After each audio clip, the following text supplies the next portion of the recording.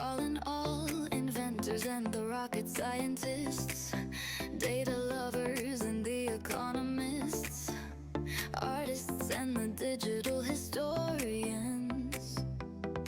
Let's get together and let's change the world. This is AI House. AI House. Reminder, everyone who's presenting, it's a free Yoodli account, and I'll be recording this so you get some feedback on your presentation as well. Nice. Okay. Kyle, thanks. All right. Good evening, everybody. So how many of you here are in or have been involved in sales, specifically having to make a cold call in your life? Okay, all right, we got a few people. Yeah, that's great. So as I'm sure you guys know and have experience, cold calling, especially when you're first starting off, being an SDR, really sucks, and you can be on the nasty end, receiving some pretty terrible things being said to you, especially if you're going in unprepared and untrained. And if you build up a rhythm a few times, you start to notice that some of the objections, or a lot of them, are actually sounding the same. So what I designed here today is a little tool of training yourself as an SDR, going over some specific objections so you can feel better and feel more confident going onto a cold call. So here you can see it's just a little rotating cube of some common objections here. So I'm just going to pick this one right here. This one is not the right time. So this is the current objection right here, and hidden here is a suggested response, and you can click to reveal that. But what I really like is I added this voice feature right here to record yourself, and you can align your voice response with the suggested answer. So let's just go ahead and try this out right here. Hey, yeah, no, I totally hear that from a lot of people that I've called before. When would be the right time for you? I'd really like to find a time that really works for you. Oh, sorry, let me start that again. You've all done that. Yep. All right, let's try that one more time. Hey, yeah, no, I totally hear that a lot from people I've called before. When would be the right time for you? I'd really like to find a time that works best for you. Okay, 67%, not bad. And here we can actually reveal the suggested response. And I added some gamification features in here as well to make this fun for you guys, so you can, see your progress, get badges, and really, again, just make it fun. So if we go in here into the data and analytics, we can see my player profile, my progressing level, how many times I've used the voice analysis, and some of my recent achievements going down, and just a couple of the other objections that I've decided to go through here. There you go. Cool. Make sure those are right out.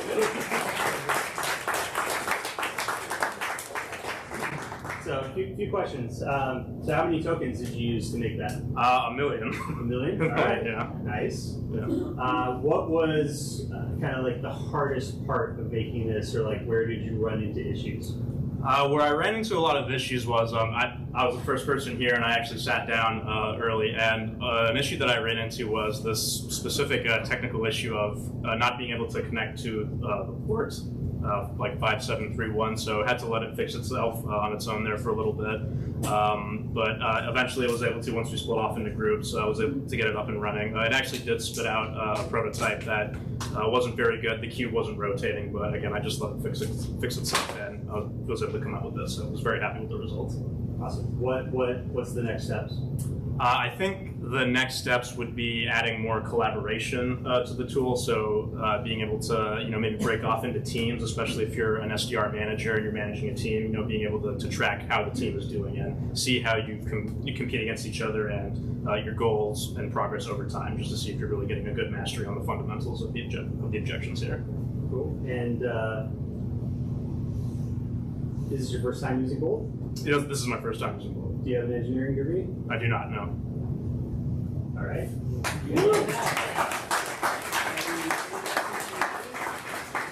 Any questions? Was Cube your idea, or how did you come up with that?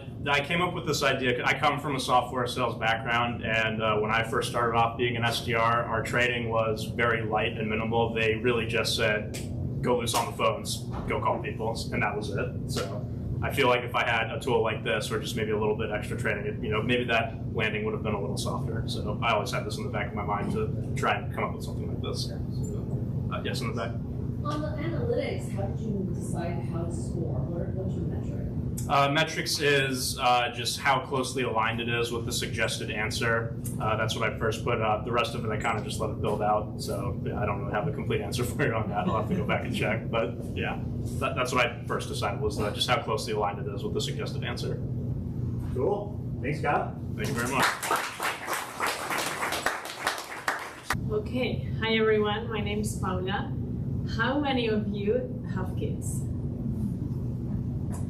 How many of you go on dates with your spouse and end up talking about kids, even though you didn't want to end up talking about kids? So that's what happened today to me. I'm here actually, my husband's there, and we were like, okay, let's go, just the two of us, do something different, and guess what? I ended up doing something for our kids.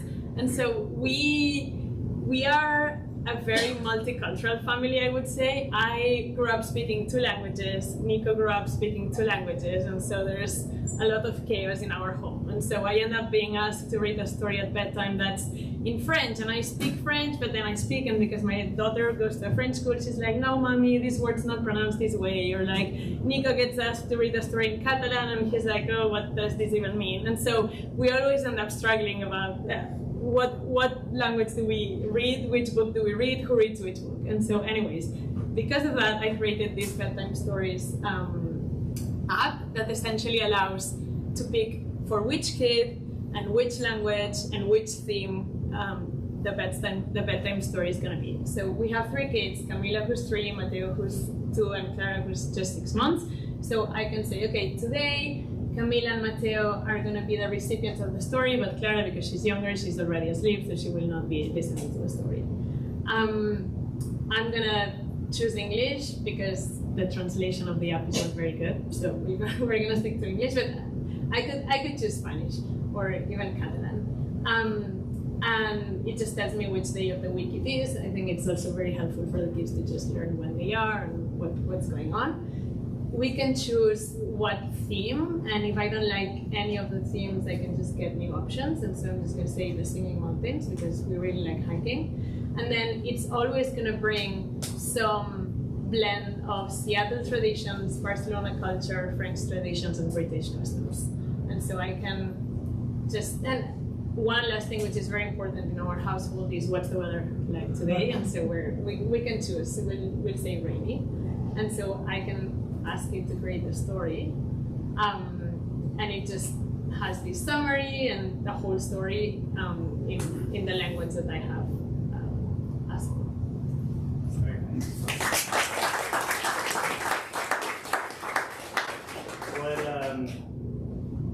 Did you connect it to like a LLM or any kind of APIs? I asked for it. I'm not sure it really worked because the translation's still not very accurate. So that's my next step. Yeah. Okay. So check on it. I asked, it gave me an error. I said, fix yourself. Don't think it did fix. And so how many tokens did you use? 800,000. Yeah. So was that error of kind of, you know, how do I incorporate an LLM in order for it to generate this story? Was that like the biggest issue you encountered? Or? Yeah, because what's doing right now is it's literally taking word by word, and it just has one of the pages of the code is like literal translations instead of just, you know, you don't want all of the translations on the app. You want to, so yeah, that's the biggest problem. Got it. Okay. So what would you do next besides kind of improve the translations and the generation of the story? Add some pictures, more characters, more themes. Maybe I tried actually to add a voice that would read the story. It was not very good. I asked for a British accent because we are quite in favor of the British accent at home, and it didn't work very well, so I removed it. Cool. And first time using Volt today? Yeah. Do you have an engineering degree? Okay. 2 questions from the audience? I think it's really brilliant. One thing is, it's not a question, it's a comment, but you could probably hook it into different libraries of stories and be like, you know, choose these stories and these themes and make a story kind of, you know, probably input some content that would make it more robust. Can you share this with us parents? Because that's a good, useful. Yeah, it may crash, but yeah. Cool. Thank you. you.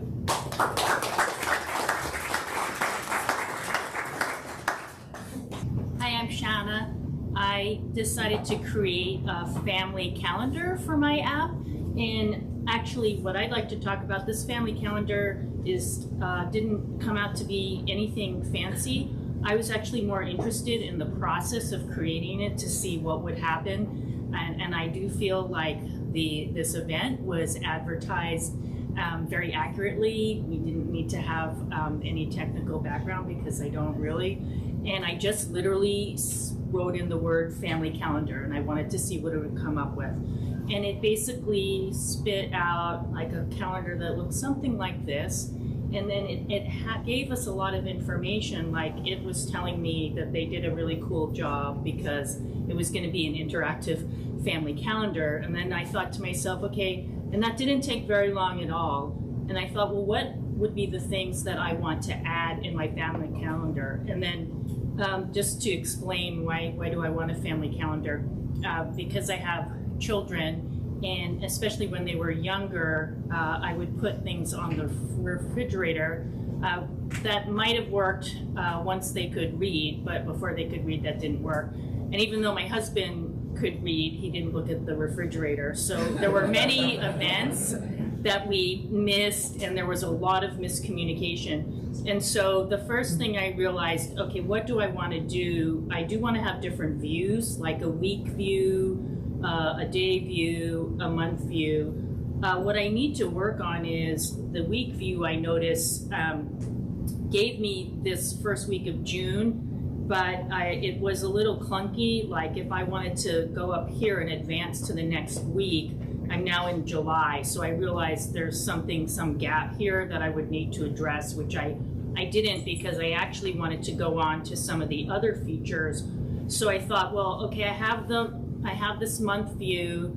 I added a week view and a day view, which was helpful because if I just wanted to focus on one day, I could see that.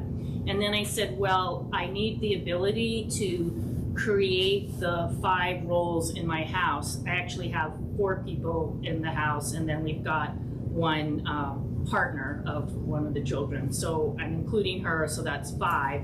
So I said, can we add the 5 people? And then I also wanted to be able to, on my calendar at work, I have an hourly schedule, so 9 a.m., 10 p.m., and I need to see that. So I did want blocks of time slots where the person could add their event. And then the other thing that I wanted to have was the 5 people, and I just said create 5 people, which it did, and it named the people Sarah, Michael, Emma, Alex, and Lily, and I realized, okay, that's 5 people, but that doesn't correspond to any of the names in our family.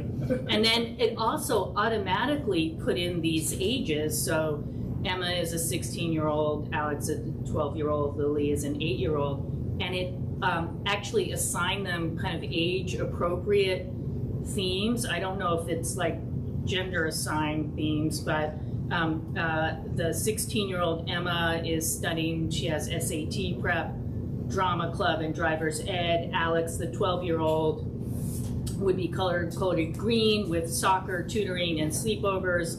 Lily, the 8-year-old, would have a different color with piano, art class, and play dates. And I realized, okay, let's see if I can actually add real people, ages, and themes. And it actually spit out, when it did this first iteration of me asking for the 5 people, these are the sample events, work and professional commitments, SAT prep, tutoring, and lessons. So I thought, well, that's really interesting. What if I actually put the real names and ages of the people in the household that I want? So I did.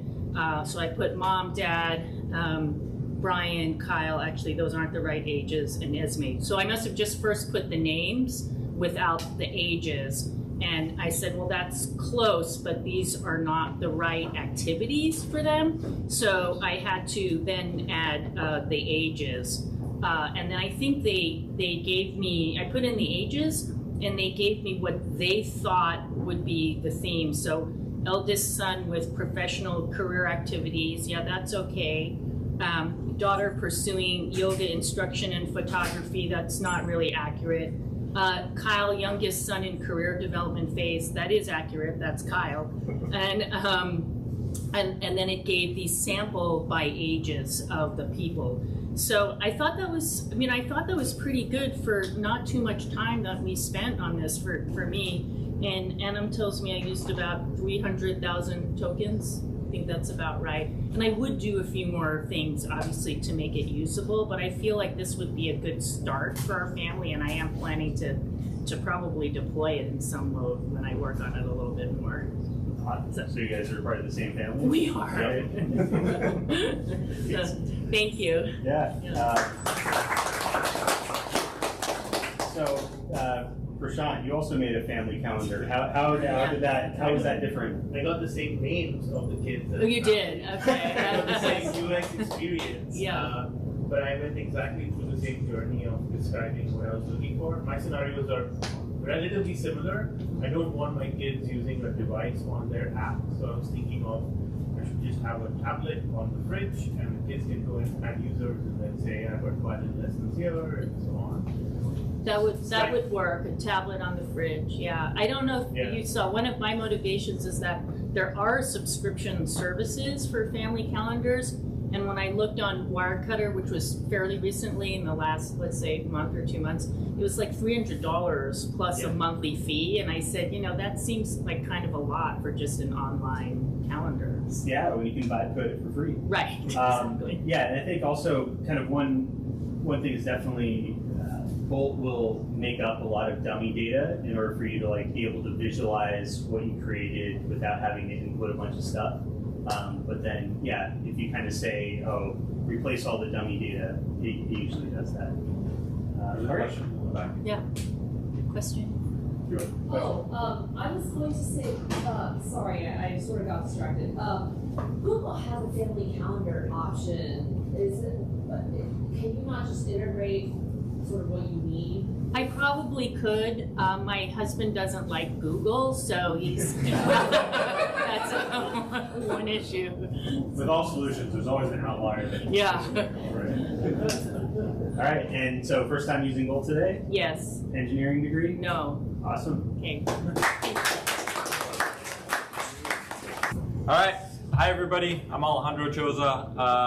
I started Arrived. It's a platform for investing in rental homes that's based out of Seattle. And so what I wanted to do today was basically create like a companion site that helps with real estate data. So we are now, our core business is in 65 cities. We have properties in 65 cities, and it gets tough to educate clients on where they should be investing their money. It all depends on population growth, yield, etc. So one thing that we've struggled with as a startup is how do you better educate folks to where the better opportunities are. So what I created was essentially pulling all markets where we have properties in, and then pulling in the data that a real estate investor would want to essentially see so they could make better decisions. I've been trying to get this prioritized at Arrive for about a year, and because of other priorities, it just has not made the cut. So the fact that I could do this in 30 minutes is pretty mind-blowing, and I'm excited to share with my team tomorrow. What I'm impressed with is that it was really good at me copying in our website screenshots, design aesthetic, and trying to replicate it. For context, this is our website, and if you just take a screenshot and put it in there, it will start replicating. I mean, the logo and all that is easy, but then as we get here, I created some property cards that look a little bit wonky, but it's similar, right? And I think this combined with some engineers starting to clean stuff up could start to make this subdomain look presentable to our clients. What's really cool is that all of this links back to our website. So for example, up here when you're going to a market and you're saying okay, Broken Bow, if I go here and click on properties, it will open up the properties tab where we have that those properties. So it's integrated in a way that this is like going to be ideally a subdomain that kind of accompanies our main website. Other things that I found cool, so integrating our property map, so I copied in where we have properties, and it doesn't seem to be overlaying properly the locations, but again, these are like little fixes that if I did this in 30 minutes, like it's pretty mind-blowing what somebody could do if we dedicated a week of engineering time to it. Same with like I took a screenshot of our footer and just said like replicate this, and it replicated it with the same design style, links, and everything. So yeah, pretty impressed. I'd never used Bolt before. I used Lovable, which I thought was good, but I think Bolt is even better. Awesome. I don't know where to check that. Okay, we'll figure it out after. Yeah. And so, first time using Bolt, have you used Lovable, engineering degree? Nope. What's the plan next? Like actually like show your team tomorrow and then say like what? Like, hey, one engineer 1 week, we can launch this. Yeah, I think so. And then try to convince you to come, help the team do one of these. This would be incredible. I feel like there's a lot of people who like want to start with this, but there's a psychological barrier of like, oh, this isn't for me, right? And like, I have zero technical skills, and being able to say, look what I built in 30 minutes, I think it's a powerful thing. Awesome. Any questions? I'd be super interested. I don't know if Adam can share if you pass it back to him, but like the feedback of an engineering team when the CEO or PM comes and is like, I vibe coded this, can you make it? I'd love to hear what that feedback is. If they're like, no, you're hallucinating, or if they're like, oh, it's super helpful that you did this, now I understand your vision. I'd love to hear that. I'm curious as well. We'll see. Or it's like, what's my paycheck for now? Yeah. What's the name of your company? Arrived? Like I've arrived. Thanks, y'all. Awesome. Hey everyone. I would like to start with my own story. So I had just moved to Seattle last month. Less than a month I was here, and I just found out what's so special about Seattle that I like the most is they got the best cafe all over the city, and they got all different vibes. So I am in pursuit of discovering all these interesting cafes that I enjoy. Either go for a wonderful dessert, or some of the cafe at Storyville has the wonderful cinnamon rolls. If you hadn't had that, go get it. Or you Seattle locals would know much better than I am. But there are a lot of locations that you want to go visit, different cafe for different occasions, or for different vibes for a different day. So I created this for my own purpose, to serve myself, to discover new cafe through Seattle Brewfinder. And the thing that I've tried to work this out is you can use a natural prompt to search for the keywords of whichever vibe you're looking for at the moment. So let's say quiet cafe, I'm looking for my studies, and it has to have a good Wi-Fi. And it gives you the result, the list of cafes, and there's a match rate. If you go into one of these, we're gonna give you all the details. It has a link to its website, and its technical books, and cafe has its website link and its phone number. How did I enable this? I have constructed the entire database for all the cafes in Seattle, which is I found to be 1,640. So we have their contact info, their website, their operating hours, and their vibes. And the vibes, how did I get these info? It's just more of a real-time data, isn't it? So I am crawling the multiple sources in the web, which I am crawling real-time for the data from Google, Instagram, the company websites, and Yelp. So it gives you some of the most recent vibe information that the people are talking about. And you yourself, if you're visiting the place, then you can be a reporter to give an update for the cafe that you're in. Wait a second. So clicking on this cafe and you would like to give an update. Oh, the coffee wasn't so good, but I found the Wi-Fi or the loudness is just apt for my studies.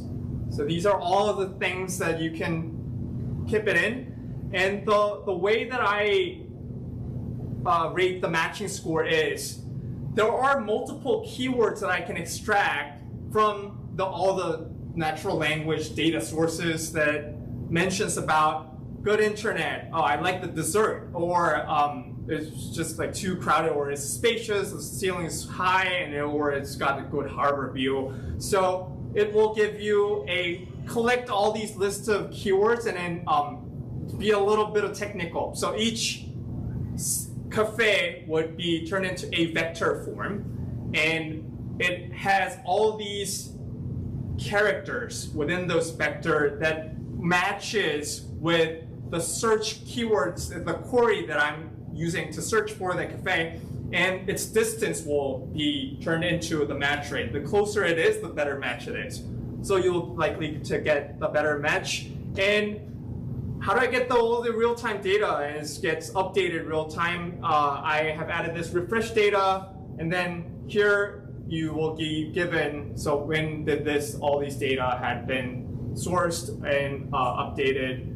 Also, there's some of the more like gamification and social feature that I would like to work on to develop further is you had been using your search to express and talk about your own personal preferences in Vive. So there are different dimensions of Vive traits, and then later on, maybe you could find a perfect match for you to find most likely to match your suggestion, and then you'll be the suggester to discover the unique experience. Okay, so this is my. Thank you. It's the first person that actually went to 5 minutes. Right. Okay. I'm a little too excited. So how many tokens did you use? A little below 1 million. No? Okay. And so what? Like, how did you connect to these other data sources? So it's twofold. So one thing is I built the database at the beginning, and these databases is based on the latest queries to get like constantly updated. So how did you build the database though? The database that I use, the queries, it was a structure that I had playing around with Gemini to build a structure, and it has all the variables that is defined to find the right match for to define the cafe to identifiers, and its source type would all like be specified. Yeah, so you connected to Gemini and had it crawl like the websites and like this certain kind of classification information. Yes. Okay. And so you have an engineering degree. How long have you been coding? So I am actually in pursuit of the engineering degree. Okay. So I am a dual degree student at Columbia MBA, while I'm a dual degree student in engineering, studying AI and machine learning at the moment. So you've done it. I've done my own programming, mostly on the data science for the past 6 years as an entrepreneur. Okay. And it's your first time using Bolts? It is, and I have some experience with some other tools that are like similar general. What other tools have you used before? Manus, yeah. Okay. Got it. Cool. Any questions? Yes. The ratings that you use, are those unique to your app, or are they incorporating the ratings from the other sites like Yelp? So at the moment, though, when I built the database initially, would source all these keywords to construct the own proprietary rating. but it will eventually keep like getting updated as more users will put in more inputs, and the user base grows, and then more activity will make the rating more relevant. Yes.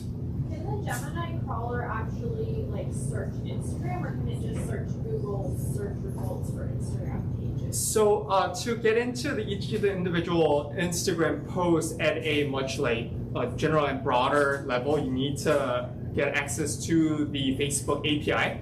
But at the moment, it's just rather a smaller scale database that you are seeking out very particular information. So I didn't connected it to the API, but if I were to expand into a different region, or the database to be expanded beyond the cafe, then that will be the next step to build the API structure.